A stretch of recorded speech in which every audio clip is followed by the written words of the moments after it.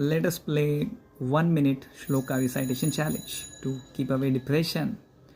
Krishnaya Vasudevaya Devaki Nandanaya Cha Nandagopa Kumaraya Govindaya Namo Namaha. Krishnaya Vasudevaya Devaki Nandanaya Cha Nandagopa Kumaraya Govindaya Namo Namaha. Krishnaya Vasudevaya Devaki Nandanaya Cha Nandagopa Kumaraya Govindaya Namo Namaha. Krishnaya Vasudevaya Devaki Nandanaya Cha Nandagopa Kumaraya Govindaya Namo Namaha.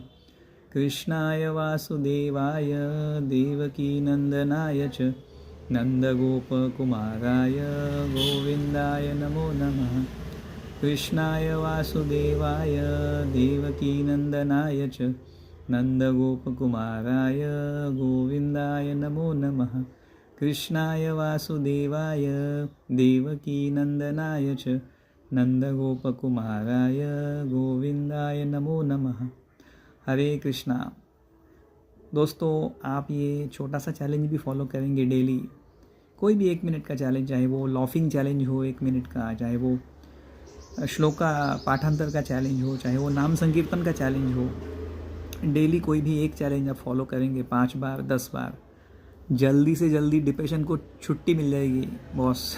Follow कीजिए sincerely and attract Krishna's unlimited blessings in your life. Get out of depression.